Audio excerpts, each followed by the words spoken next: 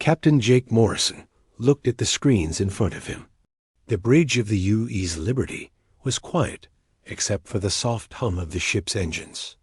They were on patrol duty near the edge of human space, checking for pirates and other threats. It was supposed to be a boring mission. "Captain, I'm picking up something strange," said Lieutenant Amy Foster from her station. She was the ship's communications officer and had been monitoring all frequencies for the past 6 hours. Jake walked over to her station. "What kind of strange?" "It's a distress signal, sir. But it's not human. The pattern is completely different from anything in our databases." Amy played the signal through the speakers. It was a series of low, pulsing tones that seemed to carry a sense of urgency.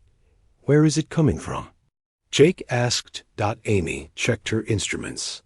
"The Cador asteroid field, about 2 hours away at full speed." "Sir, that area is marked as dangerous.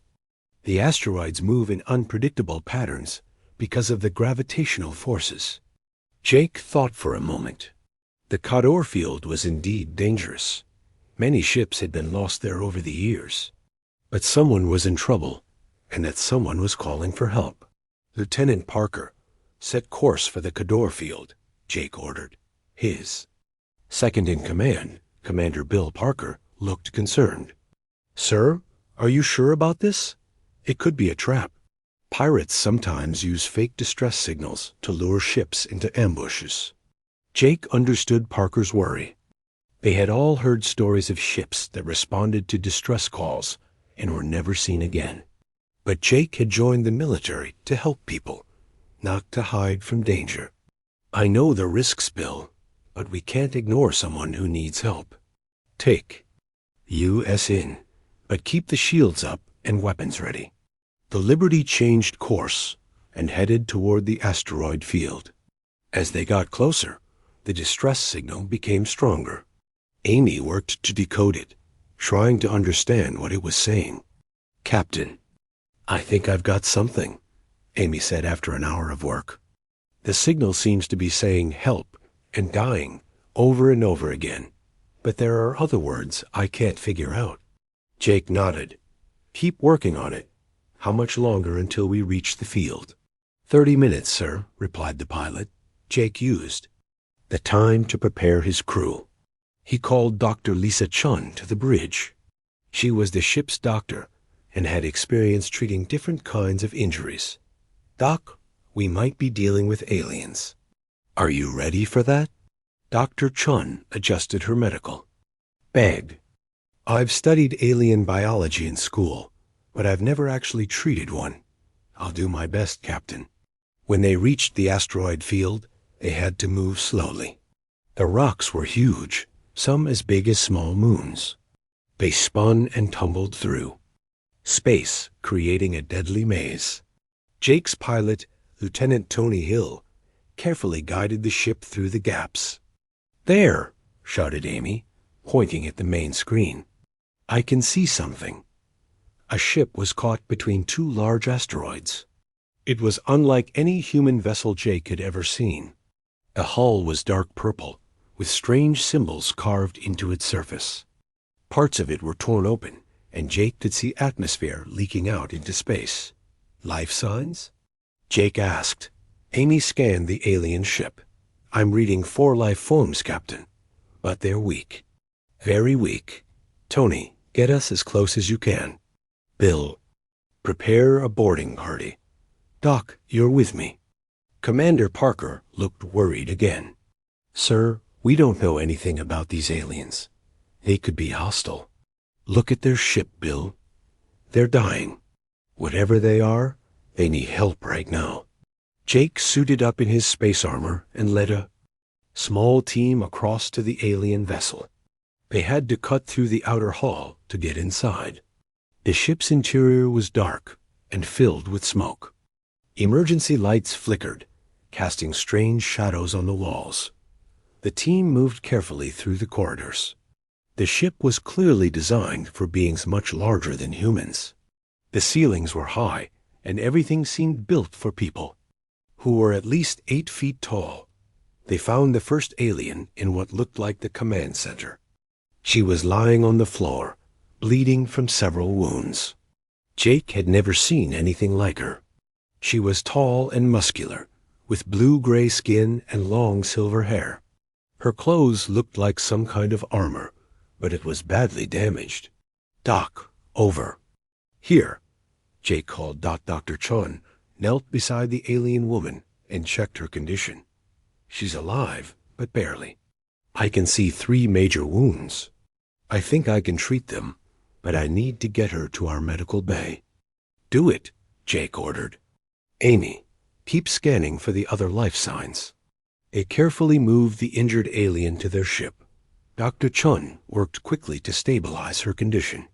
Jake was amazed to see that the alien's blood was silver instead of red, but the doctor seemed to know what she was doing. "Captain, I found the others." Amy's voice came through the radio. "They're in some kind of medical pods, but the power is failing." Jake rushed back to the alien ship with more of his crew. They found 3 more aliens in a room that looked like a medical center. Each one was in a large tube filled with glowing liquid. Warning lights were flashing, and Jake could see that the power levels were dropping fast. These 3 aliens looked younger than the first one, but they had the same blue-gray skin and silver hair. They were all unconscious, floating in the liquid. Inside their pods, "Can we move these things?" Jake asked his engineer, Sergeant Dan Cooper. Dan studied the pods carefully. "Maybe, Captain, but it'll be tricky. These things are connected to the ship's main power. If we disconnect them wrong, we might kill whoever's inside." "Then we better not disconnect them wrong," Jake said. "How long do we have?" "At the current power drain, maybe 20 minutes before the pods shut down completely." Jake made a quick decision. "Dan, you and your team work on moving the pods. Amy, see if you can figure out how to communicate with the ship's computer. Maybe we can learn something about these people." The next 20 minutes were the longest of Jake's life. His crew worked desperately to save the 3 aliens in the pods. They had to carefully disconnect each pod from the alien ship systems and reconnect them to the Liberty's power supply. Meanwhile, Dr. Chun was fighting to save the first alien's life. The woman had lost a lot of blood and had suffered severe internal injuries. But somehow, the doctor managed to stabilize her condition. Just as they finished moving the last pod, the alien ship's power finally failed completely. If they had been 5 minutes later, the 3 aliens in the pods would have died. Back on the Liberty, Jake watched as Dr. Chun worked to treat all 4 aliens. The woman they had found first was conscious now, though still very weak. She kept trying to say something, but Jake couldn't understand her language.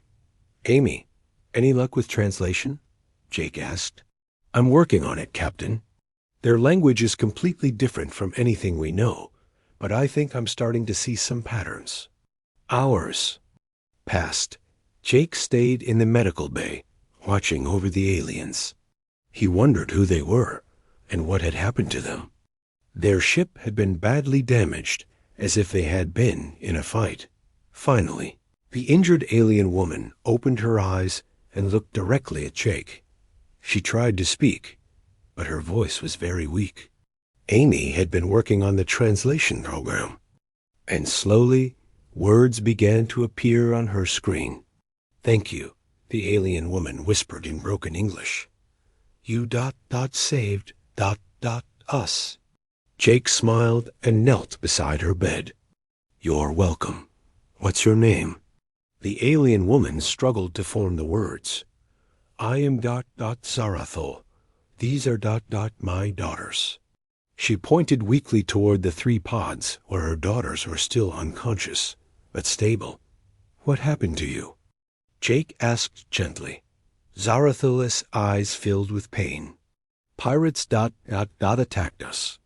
Took our cargo left us to die." She looked at Jake with gratitude. "But you came. You saved us when when you could have ignored our call. Jake felt a deep sadness for this alien family.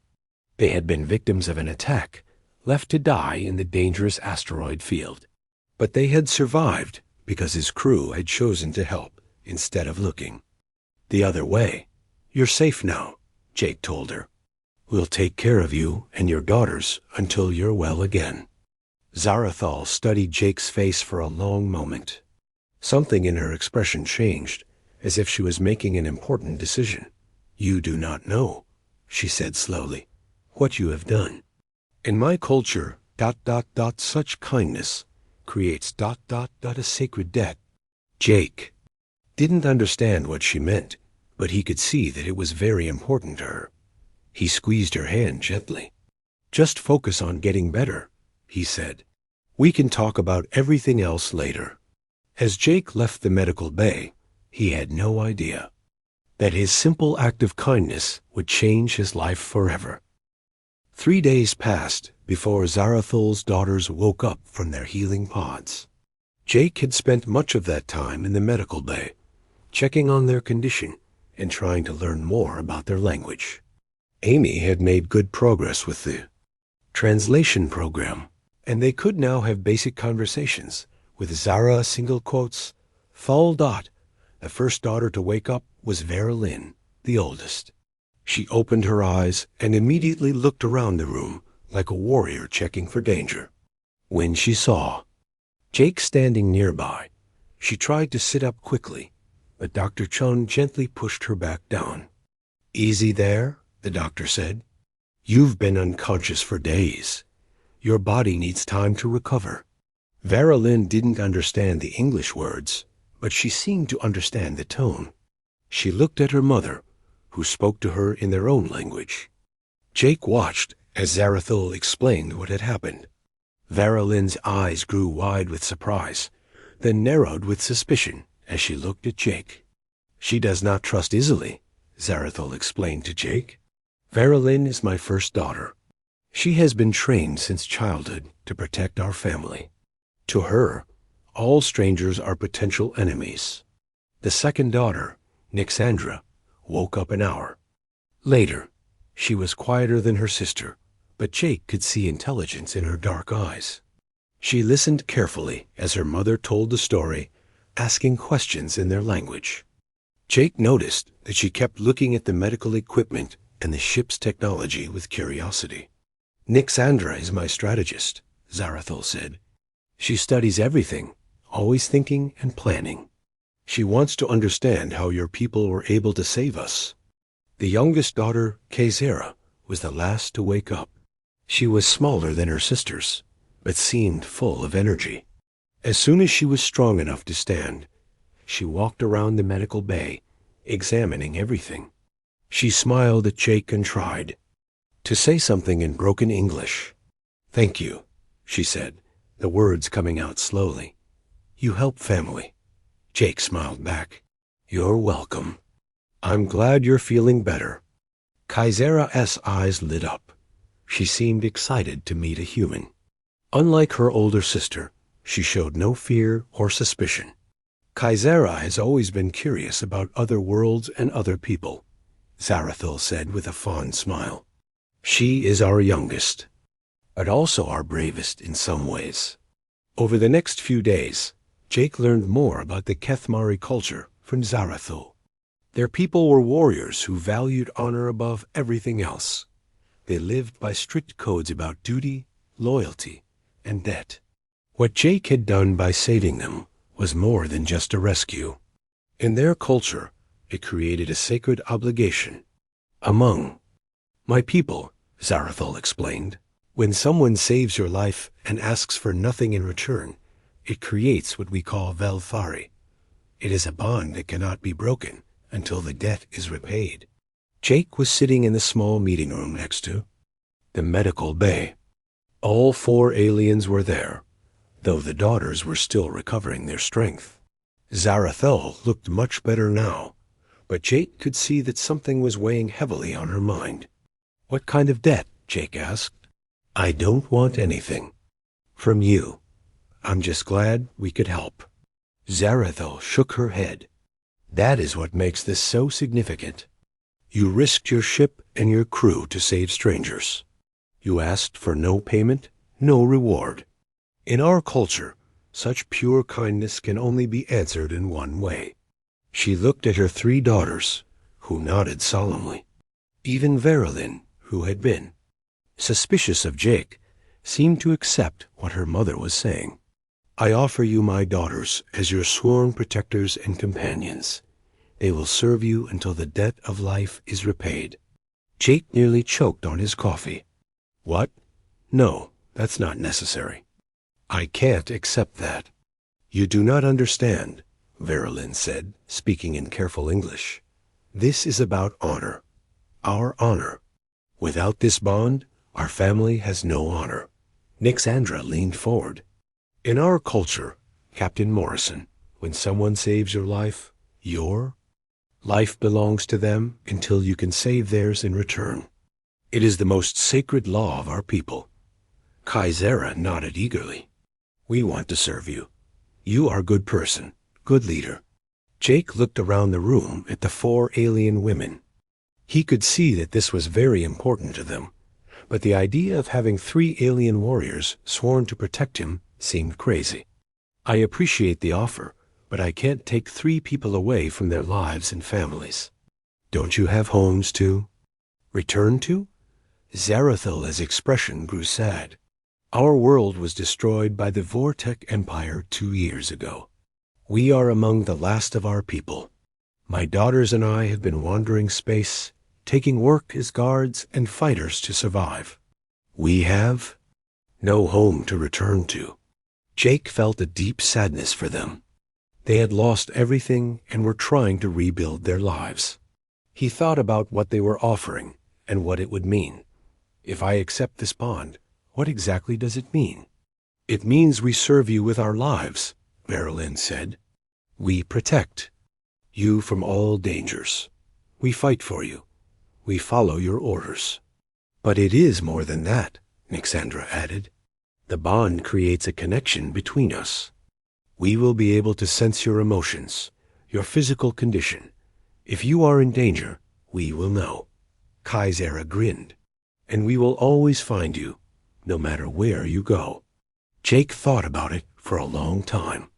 These 3 women were skilled warriors from an advanced alien culture. Having them as allies could be valuable. But more than that, he could see that refusing would hurt them deeply. Their honor and their culture demanded this bond. If I accept, Jake said slowly, I want to make some things clear. I will treat you with respect. I will never ask you to do anything that goes against your own values. And if you ever want to leave, you can. Zarathal smiled for the first time since Jake had met her. You understand. This is why the bond is appropriate. You are a man of honor. The ceremony took place the next day in the ship's main cargo bay. Zarathal had asked for all of Jake's crew to witness it, saying that the bond needed to be public, to be valid. Jake's crew gathered around, curious and a bit nervous about what they were about to see. Zarathal stood in the center of the room with her 3 daughters. They had changed into their formal armor, which was beautiful but intimidating. The armor was made of some kind of dark metal with silver decorations. Each daughter carried a curved sword that looked razor-sharp. Captain Jake Morrison, Zarathal said in a loud, formal voice. You saved our lives when you could have ignored our call for help. You risked your ship and your crew for strangers. You asked for no reward. By the ancient laws of the Kethmari people, we offer you the bond of Velthari. She gestured to her daughters, who stepped forward one by one. Verilyn knelt first. I am Verilyn, first daughter of Zarathal. I pledge my strength to protect you. I pledge my sword to fight for you. I pledge my life to serve you until the debt is paid. Nixandra knelt next. I am Nixandra, second daughter of Zarathal. I pledge my mind to guide you. I pledge my knowledge to help you. I pledge my loyalty to you until the debt is paid. Kaizera knelt last. I am Kaizera, third daughter of Zarathul, I pledge my courage to inspire you. I pledge my heart to support you. I pledge my friendship to you until the debt is paid."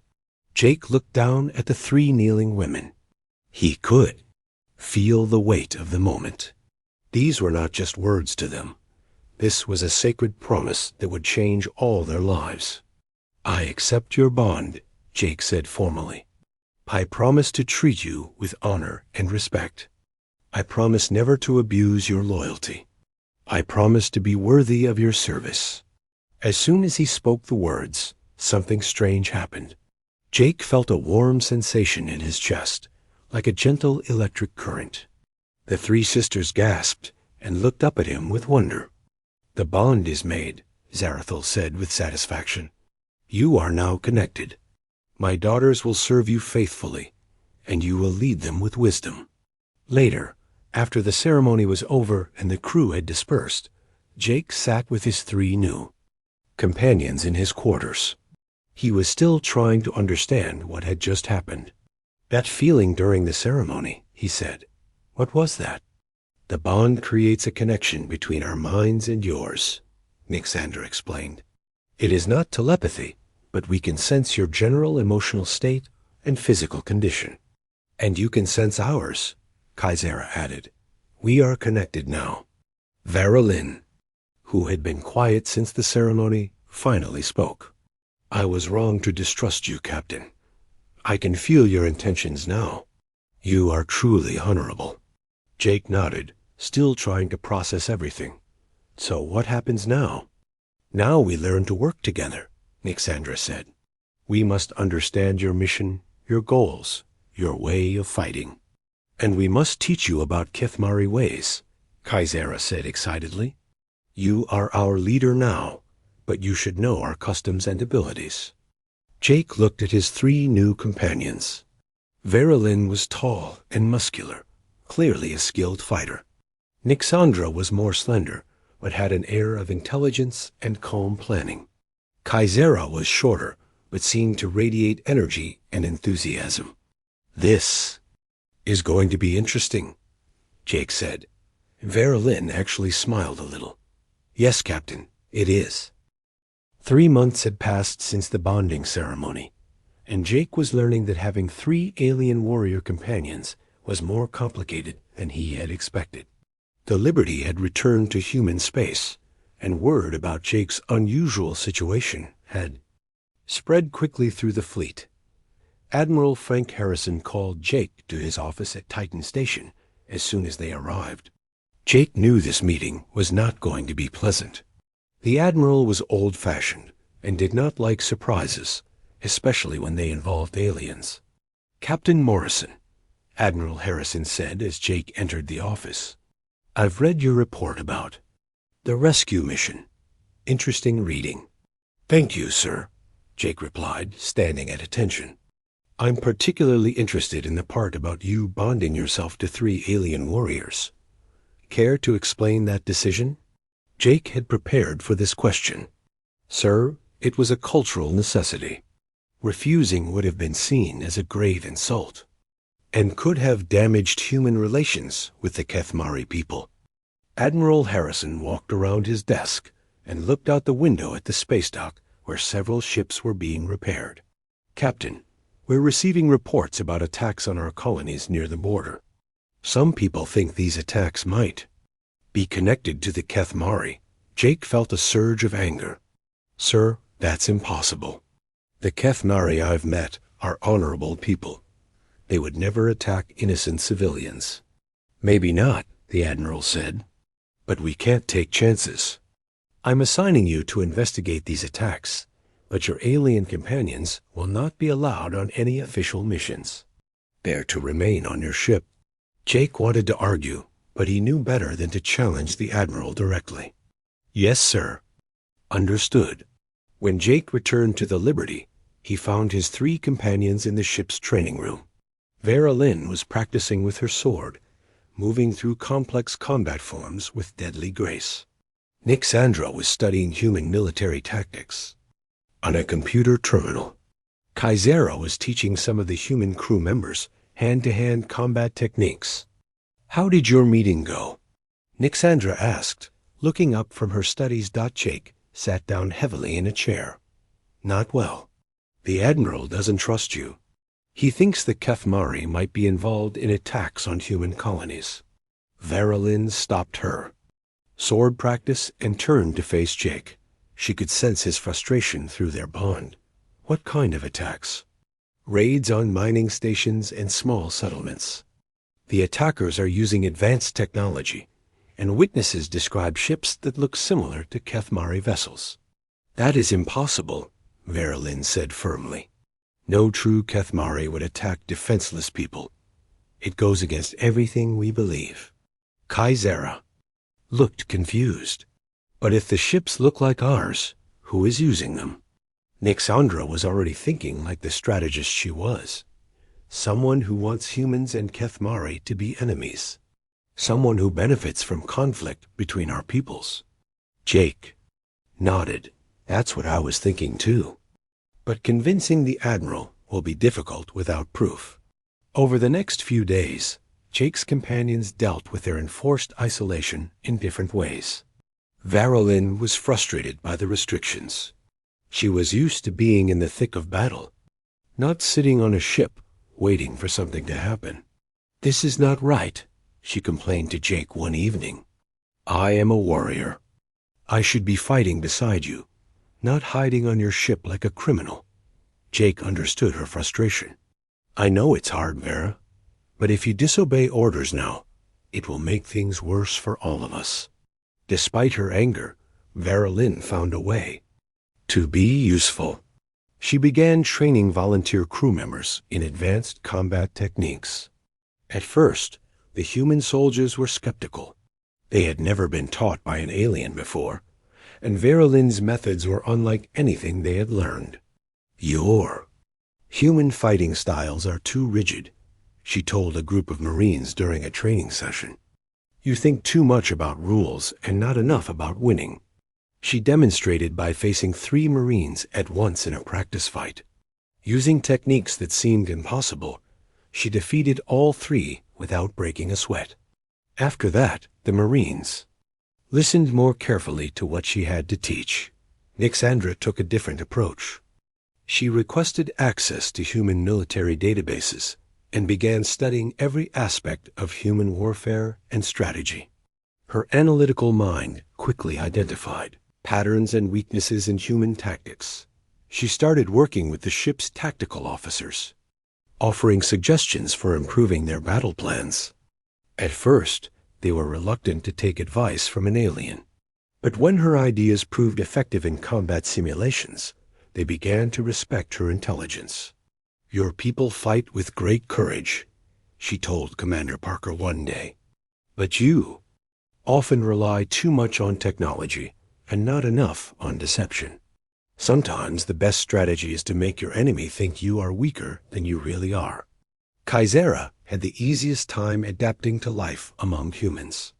Her natural curiosity and friendly personality made her popular with the crew. She spent hours in the ship's library, reading about human history and culture. She was particularly fascinated by stories of human heroes who had fought against impossible odds.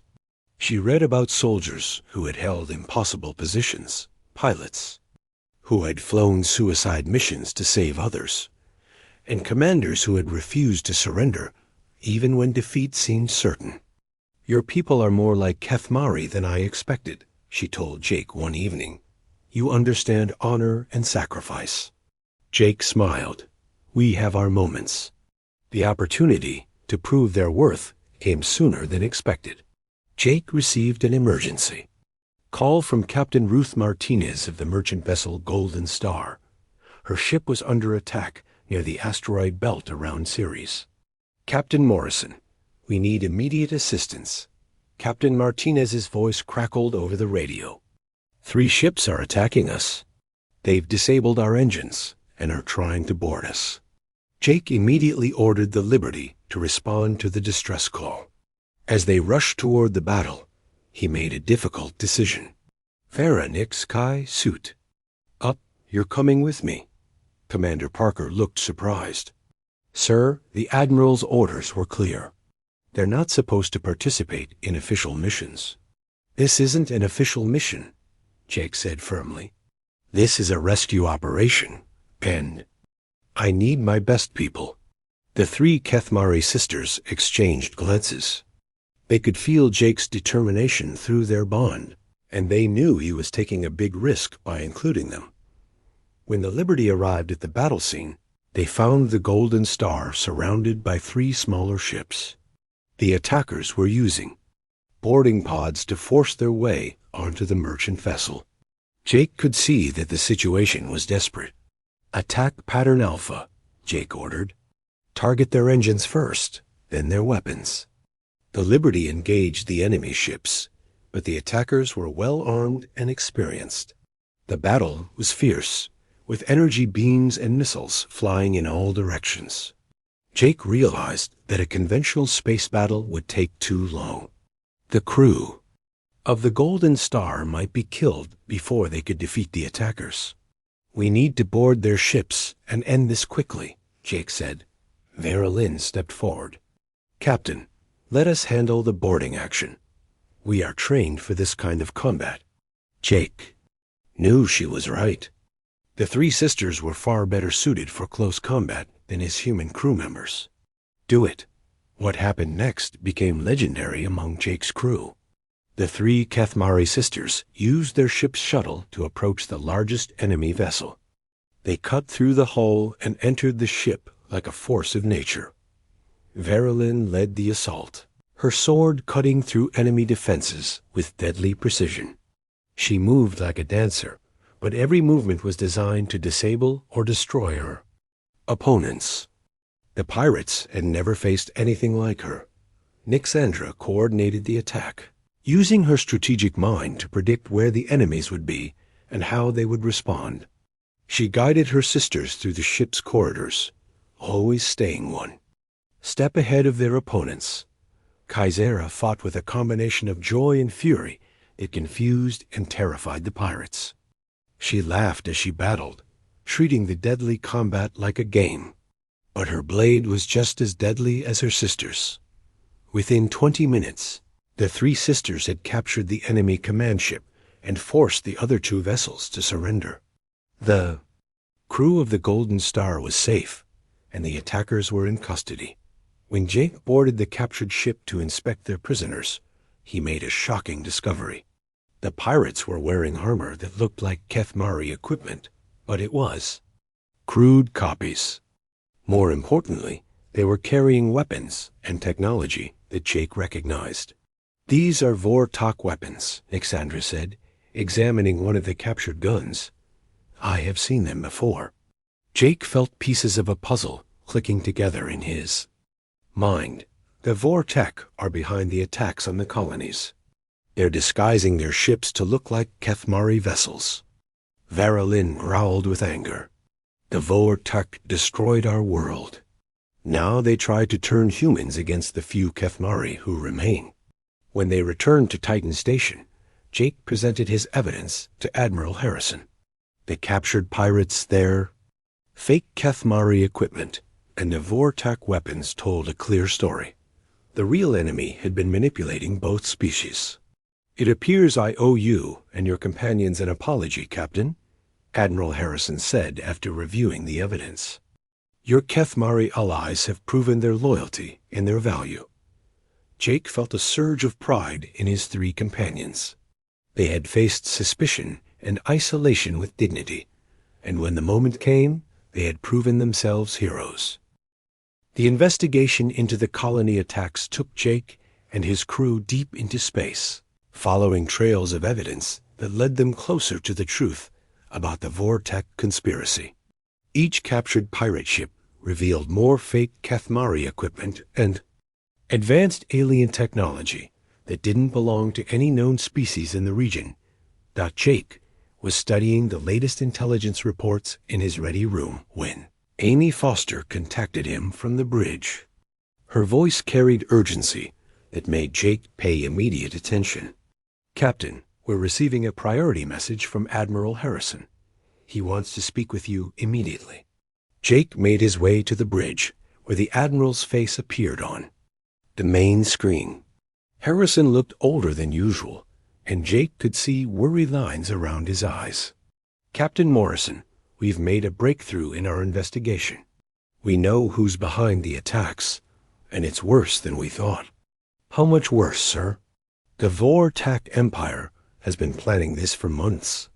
They want to start a war between humans and the Kethmari, so both species will destroy each other. Then they can move in and take over our territory without facing united resistance." Jake felt anger building inside him. Through their bond, he knew his three companions could sense his emotions even though they were not on the bridge. "What are your orders, sir?" Admiral Harrison paused before answering. "We're calling a summit meeting between human and Kethmari. Leaders, we need to form an alliance before the Vortak can complete their plan. The meeting will be held at Titan Station in 3 days. And my role, sir? You and your ship will provide security for the summit.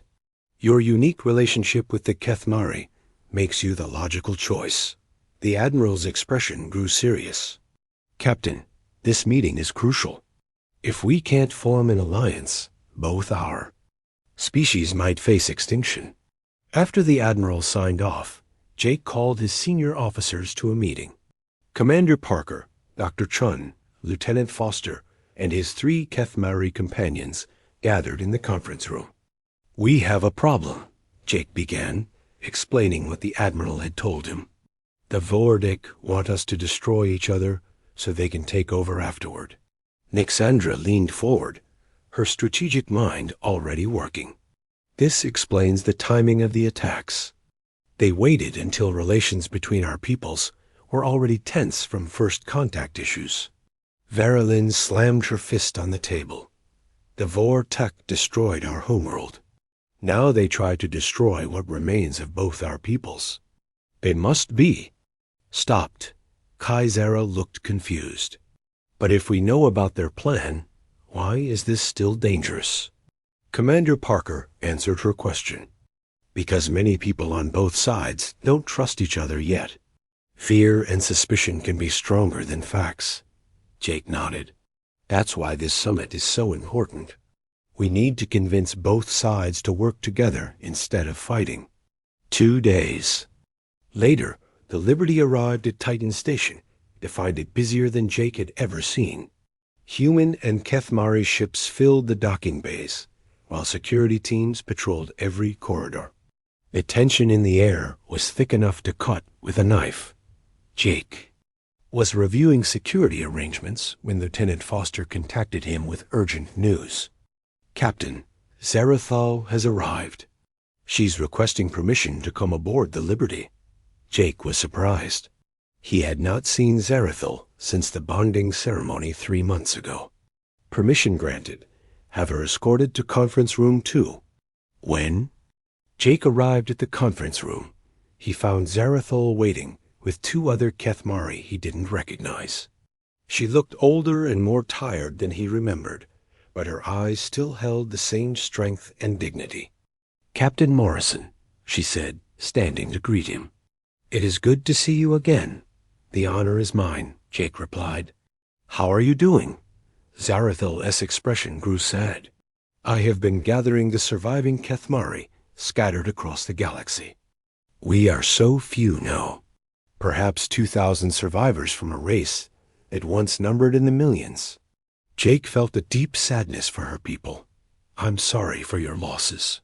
"That is why this alliance is so important," Zarathal continued. "Alone, neither humans nor Kethmari can stand against the Vortek Empire. Together, we might have a chance." "What can you tell me about the Vortek?" One of the other, Kethmari, an elderly male with scars covering his face, spoke up. "I am War. Leader Kainther. I fought the Vortek when they destroyed our world. They are unlike any enemy you have faced."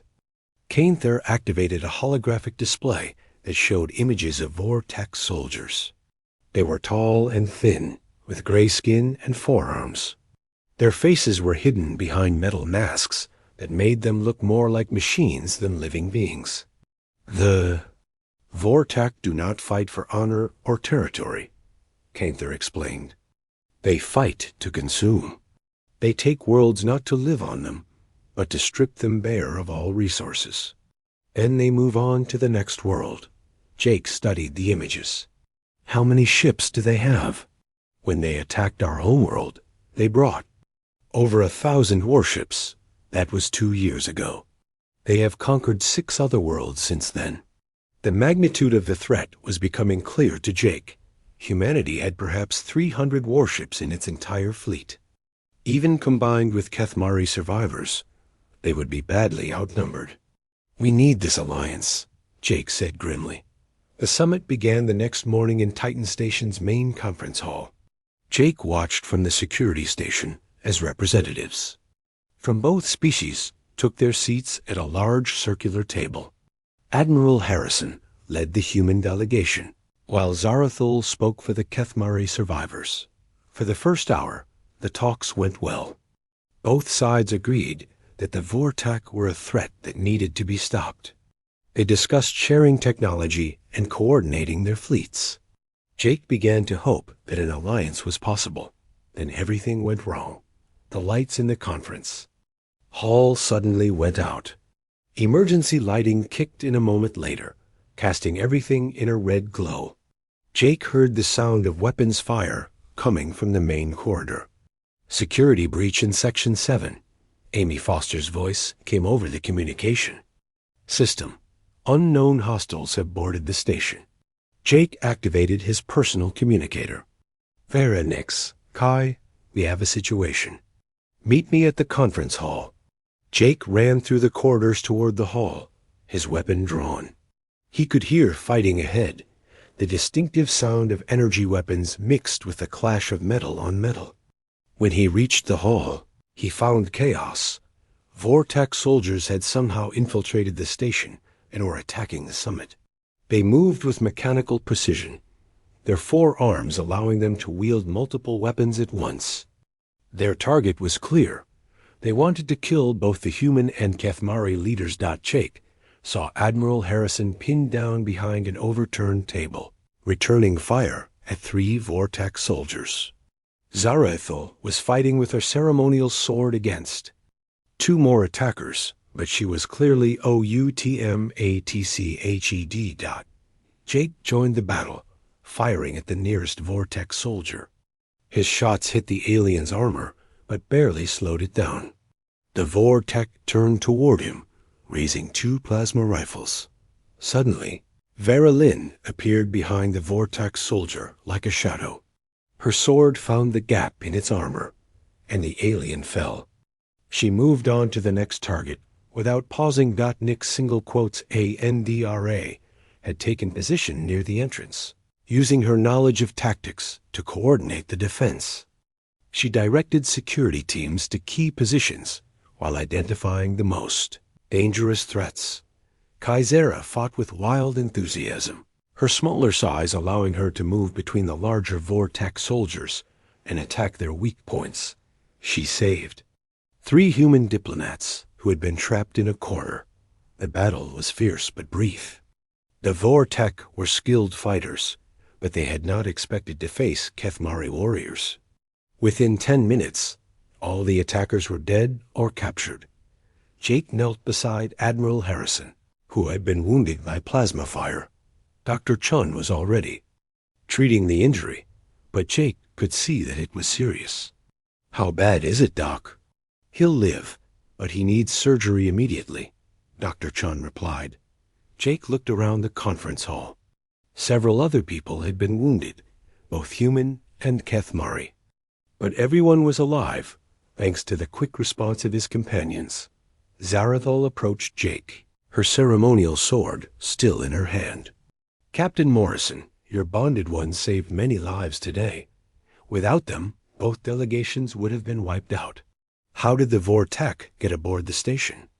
Jake asked.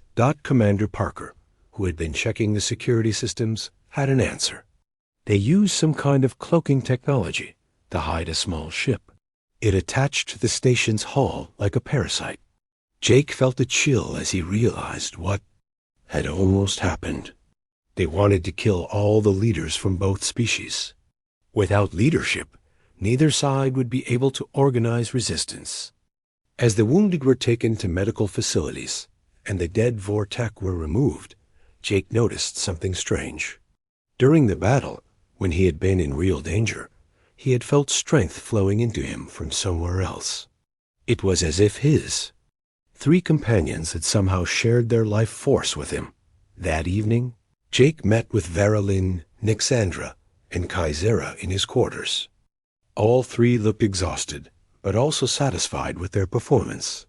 During the battle, Jake said carefully, I felt something strange. When that Vortok soldier had me pinned down, I suddenly felt stronger and faster. Was that you? The 3 sisters exchanged glances. Nixandra answered for all of them. The bond between us has grown stronger, Captain. In moments of great danger, we can share our strength with you.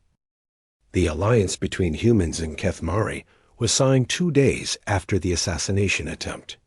Admiral Harrison, despite his injuries, insisted on attending the ceremony from his medical bed. The treaty created the first joint military command in galactic history.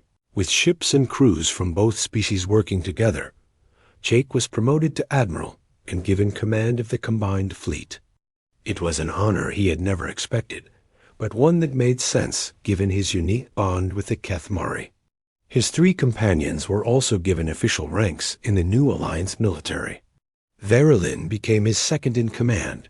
Nixandra was appointed chief strategist, and Kaizera took charge of special operations. The new fleet consisted of 200 human ships and 50 Kethmari vessels. It was still smaller than the Vortek force, but Jake hoped that superior tactics and the element of surprise would give them an advantage. 3 weeks after the alliance was formed, their chance came. Long-range scouts detected a massive Vortek fleet heading toward the human colony world of New Haven. The enemy force included over 800 warships and troop transports carrying invasion forces. Jake stood on the bridge of his new flagship, the UES Unity, studying the tactical display. The ship had been specially designed for the Joint Command, with workstations for both human and Kethmari crew members. His 3 companions stood beside him, each focused on their own responsibilities. Enemy fleet will reach New Haven in 18 hours, reported Lieutenant Commander Sandra Walsh, the ship's tactical officer. Colony evacuation is proceeding, but they won't be able to get everyone off the planet in time. Jake looked at the numbers again. The Vortek had brought enough ships to destroy any resistance and strip the planet bare of resources. If they succeeded here, they would move on to other worlds until nothing remained. What's our status? Jake asked. Verilyn checked her display. All ships are in position. The joint crews have been training together for weeks. They are ready. Nixandra was studying intelligence reports about Vortek tactics. Their standard approach is to overwhelm defenders with superior numbers. They don't expect organized resistance. Kaizera grinned with anticipation. They've never fought humans and Kethmari working together. They're in for a surprise. Jake had spent weeks planning this battle with his strategic team. The plan was risky, but it was their best chance of victory. Instead of meeting the Vortek in open space where numbers would decide the outcome, they would use the asteroid field near New Haven to even the odds. All ships, this is Admiral Morrison, Jake announced over the fleet communication system. Today we fight not just for one world, but for the future of both our peoples. The Vortek think they can destroy us by turning us against each other. They were wrong. Together, we are stronger than they ever imagined. A response from the fleet was immediate. Human and Kethmari voices joined together in acknowledgement, united in purpose for the first time in galactic history. The battle began when the Vortek fleet entered the New Haven system. As expected, they moved in a massive formation designed to crush any opposition through sheer firepower. Jake let them come, waiting for the perfect moment. Enemy fleet is entering the asteroid field, reported Walsh. They're maintaining formation. Jake watched the tactical display as hundreds of red dots representing enemy ships moved through the maze of space rocks. The Vortak were confident, probably thinking the small Alliance fleet would try to evacuate rather than fight. Execute. Shadow strike, Jake ordered dots suddenly. The asteroid field came alive with hidden ships. Human and Kethmari vessels that had been hiding behind. Asteroids powered up their engines and attacked the Vortak formation from all sides. The enemy had expected to face a small fleet head-on, not a coordinated ambush from multiple directions. First wave of attacks destroyed over 100 Vortak ships before they could respond. But the enemy recovered quickly, their superior numbers allowing them to reorganize and return fire. Second wave, execute, Jake commanded. More Allied ships emerged from hiding spots throughout the asteroid field. This time, they targeted the enemy command ships, trying to disrupt Vortak coordination. Verilyn led a squadron of Kethmari, fighters in a direct assault on the enemy. Flagship Jake watched through the tactical display as his second-in-command's ship dove through a storm of enemy fire. Kethmari fighters were smaller and faster than human ships, but they required incredible skill to pilot effectively. Verilyn had that skill and more. Her squadron reached the Vortak flagship and began targeting its command systems. The enemy ship was massive, easily 10 times larger than any Allied vessel, but concentrated fire from the Kethmari fighters began to take its toll. Enemy flagship is losing power, reported Walsh. Their command signals are becoming erratic. But the battle was far from over.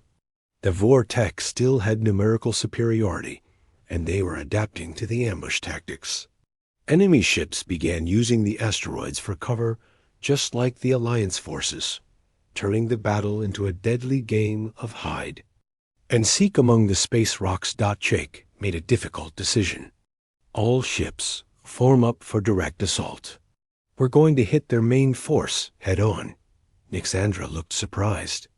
Admiral, that goes against our tactical plan. The plan worked for the first phase, Jake explained. But now we need to show them that we're not afraid to fight them ship to ship. The Alliance fleet emerged from the asteroid field and formed a battle line facing the main Vortak force. It was an impressive sight, human and Kethmari ships flying in perfect formation, their weapons charged and ready. The Vortak accepted the challenge, forming their own battle line.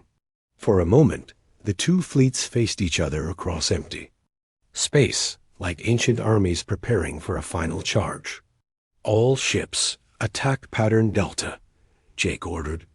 The battle that followed was unlike anything in recorded history. Human ships used their advanced technology and superior tactics, while Kethmari vessels relied on speed and agility. Working together, they complemented each other's strengths and covered each other's weaknesses. Jake found himself in the thick of the fight when 3 Vortak heavy cruisers targeted the Unity.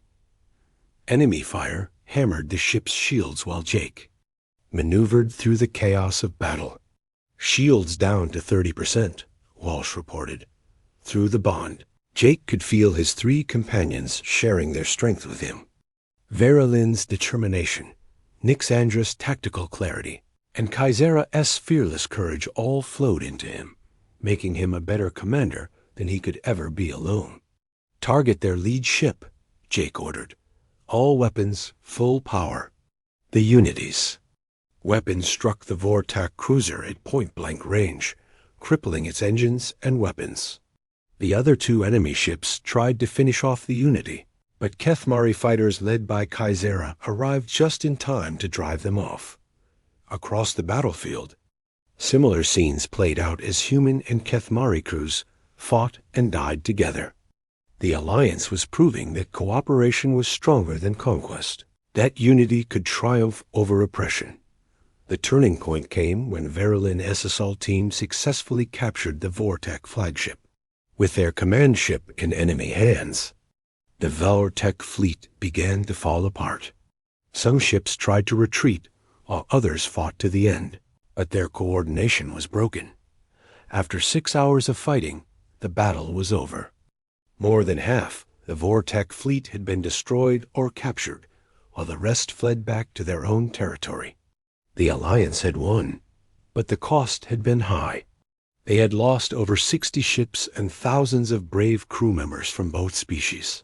Jake stood in the Unity's medical bay, visiting wounded crew members from the battle. He stopped beside the bed of a young human pilot who had been injured when his fighter was hit by enemy fire. "How are you feeling, son?" Jake asked. The pilot managed a weak smile. "Better now that I know we won, sir." "Is it true that we're going to keep working with the Kethmari?" "Yes," Jake replied. "This is just the beginning." 6 months later, Jake stood on the observation deck of Harmony Station, the new joint headquarters for the Human Kethmari Alliance. The station orbited a planet where families from both species were building homes together, proving that their partnership extended beyond military cooperation. His 3 companions joined him at the viewing window. Verilyn wore the uniform of an Alliance admiral, having been promoted after the battle. Nixandra carried the rank of strategic commander and was working on plans for joint colonies. Kaisera had become the head of the Alliance's Special Forces training program. Zarathul sends her greetings, Verilyn said, handing Jake a message crystal. She has been elected as the first Kethmari representative to the Alliance Council. Jake smiled. It was good to know that Zarathul was finding a new purpose in building the alliance her daughters had helped create. "The bond between us has changed," Nixandra observed. "It's no longer about debt or obligation." Kaisera laughed. "No, now it's about family. We chose to stay together because we want to, not because we have to." Jake nodded. The life debt that had brought them together had been officially fulfilled after the battle, but none of them had wanted to separate. They had become something more than captain and crew, more than allies. They had become a family bound by choice rather than duty.